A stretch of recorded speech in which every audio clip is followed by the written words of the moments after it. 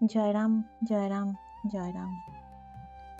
দয়াল ঠাকুর শ্রী গুরুদেব আমাদেরকে তাহার পত্রাংশ দ্বারা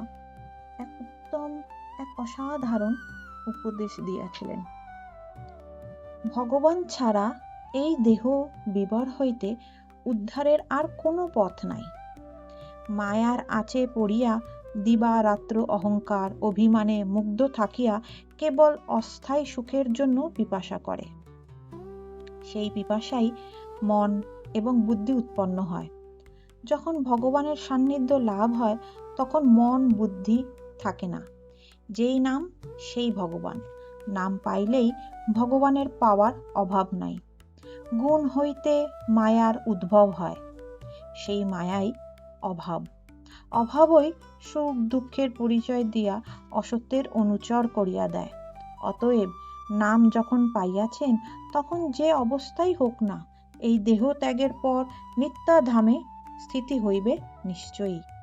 ব্রজভূমি কেবল মাধুর্যময়, সেখানে সুখ দুঃখের রীতি নাই, মন বুদ্ধিরও গতি হয় না। কেবল নাম নিয়া পড়িয়া থাকিবেন, পরের সুখের জন্য লোভ করিতে নাই, নামের সুখেরই আহ্বান করিবেন।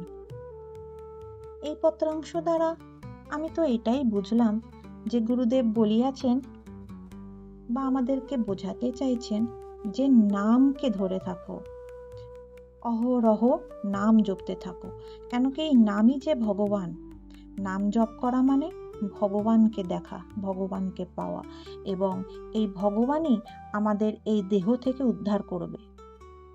কেন কি এই দেহ আছে মানে আমরা মায়ার জালে পড়ে রয়েছি। সেখান থেকেই অহংকার অভিমান এইসবের মধ্যে ফেঁসে আছি। আর তার জন্যই যত রকম সুখ দুঃখ অসত্যের মধ্যে আমরা ফেঁসে আছি। সুতরাং এই দেহ ত্যাগ করলে যখন আমরা নিত্যধামে গিয়ে স্থিতি হব, তখন আপনা থেকেই সব স্থির হয়ে যাবে। কেন কি ওইখানে তো কোনো রকম দুঃখ কষ্ট মন বুদ্ধি কিছুই তো থাকে না, ঐশ্বর্যও থাকে না, থাকেন শুধু উনি আর আমরা। তাই নাম করিয়া যাইতে হবে। আপনাদের যদি আজকের এই ভিডিওটা ভালো লেগে থাকে তাহলে গুরুদেবের এই চ্যানেলটি শ্রী গুরু চক্র, যেটি ইউটিউব থেকে পাবলিশ করা হয়, একে সাবস্ক্রাইব করবেন এবং আপনাদের প্রিয়জনদের মধ্যে শেয়ারও করতে পারেন। আর যদি আপনাদের কোনো বক্তব্য থেকে থাকে তাহলে অবশ্যই কমেন্ট করে জানাবেন, আমি খুশি হব। জয় রাম জয় রাম জয় রাম।